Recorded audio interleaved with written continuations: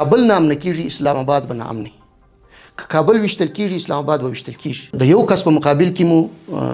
د دوی لسګونه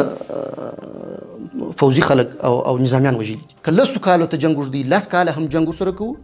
او هیڅ ویره نه لرو اساسي درد د ډیورند دی د افغانستان حکومت د افغانستان اوسنی نظام د افغانستان ولس جنگ نه غواړي این خیالس ومحالس وجنون عاجل خبر افغان ځواکونو په 24 ساعتونو کې 280 تنه پاکستانی پوځیان هلاک کړي دي چې لا هم جګړه روانه ده دا چې پاکستانی اړخ نور څومره تلفات لري او د جګړې تازه حال څه دی بشپړ جزئیات را سره هم د غروان ویډیو کې کتلای شئ سلامونه قدرمنو لیدونکو مشال پریس یوټیوب چینل ته مو هرکلی کوم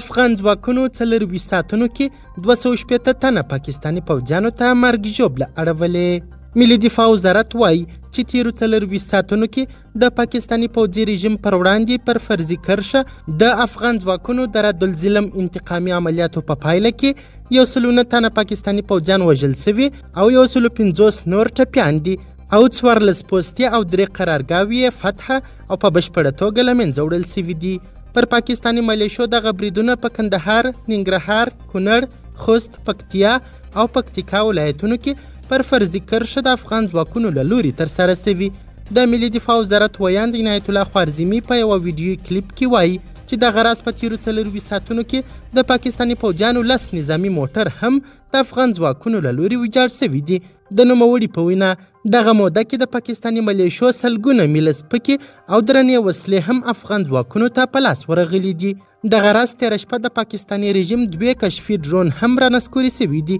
د ملي دفاع وزارت ویاند دغه راز ویلي چې د عملیاتو پر مهال 3 افغان ځواکونه شهیدان او 9 تنه نور ټپیان شوي دي همدارنګه د پاکستانی رژیم له لوري 2 ملکي وګړي هم شهیدان او 14 نور ټپیان شوي دي ښاغلي خوارزمي دغه راز ویلي د پاکستان پوځي رژیم پر وړاندې د افغان ځواکونو د ردالظلم په ټولو انتقامي عملیاتو کې چې له تیرې یوې اونۍ راهیسې پیل شوي تر دې دمه د پاکستاني رژیم ټولې 4 پوستې او قرارګاوې فتح او په بشپړه توګه ویجاړې شوي دي همدا اوس سرچینو شمشاد ته ویلي چې همدا شیبه د ننګرهار د دوربابا ولسوالۍ اړوند د فرضي کرښې په اوږدو کې د افغان ځواکونو او پاکستاني پوځي رژیم ترمنځ سخته جګړه روانه ده